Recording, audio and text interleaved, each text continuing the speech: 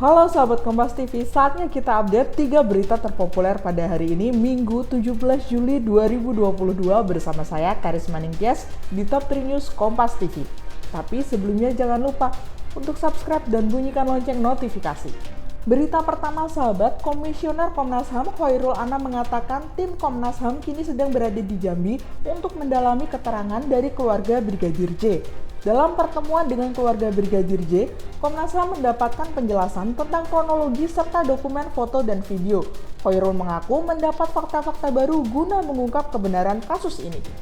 Setelah pertemuan dengan keluarga Brigadir J, Komnas HAM mendapatkan penjelasan tentang kronologi serta dokumen foto dan video.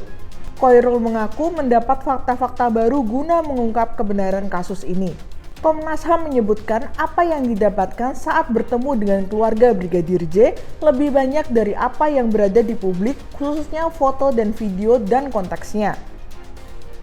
Termasuk soal HP yang diduga mengalami masalah peretasan, serta polisi yang diduga mendatangi kediaman keluarga Brigadir J dalam jumlah banyak.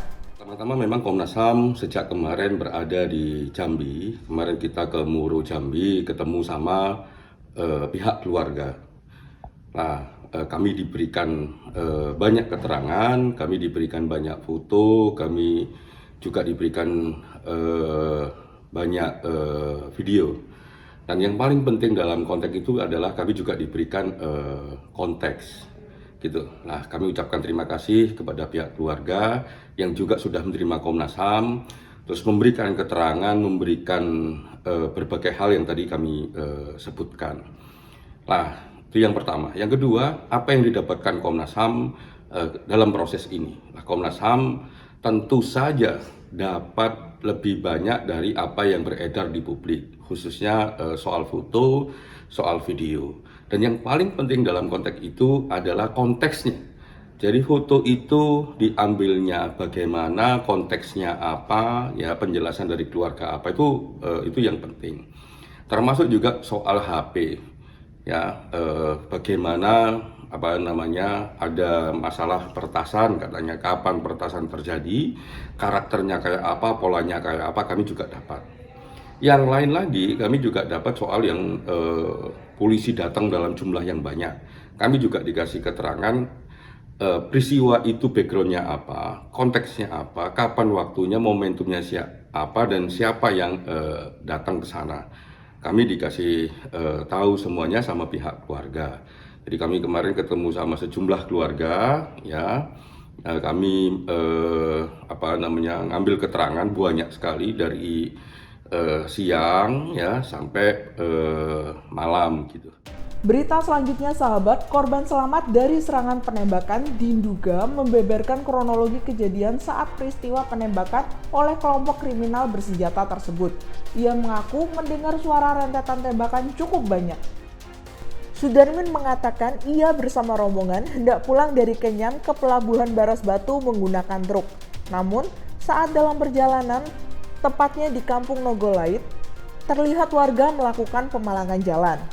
Saat hendak memutar balik, rombongan Sudarmin diberondong senjata. Sudarmin yang duduk di kursi paling belakang berhasil menyelamatkan diri dengan cara tiarap di atas mobil.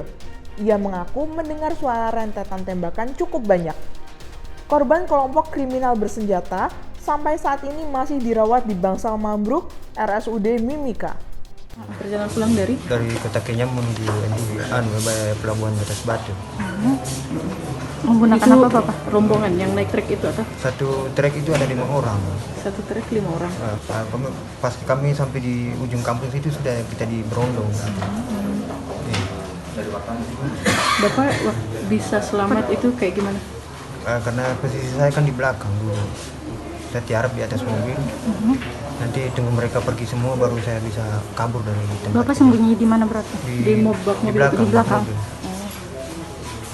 Sempat dengar berapa kali tembakan Bapak? Kalau rentetannya saya tidak bisa hitung. Tapi banyak berarti? Banyak. Bapak kena apa? Tembakan juga? Tembakan. Kena serempet. Di tangan ya? Ya, di tangan. Dan untuk berita yang terakhir sahabat, mulai hari ini atau 17 Juli 2022, pemerintah menetapkan vaksin booster sebagai salah satu syarat untuk ke pusat perbelanjaan dan ruang publik lainnya. Tak hanya sebagai syarat perjalanan, vaksin ketiga ini juga menjadi syarat masuk ke dalam mal dan ruang publik yang berpotensi menimbulkan keramaian.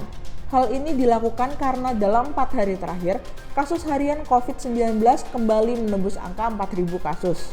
Wakil Gubernur Reza Patria mengatakan berlakunya syarat ini diharapkan akan mendorong masyarakat untuk segera mendapatkan vaksin dosis ketiga.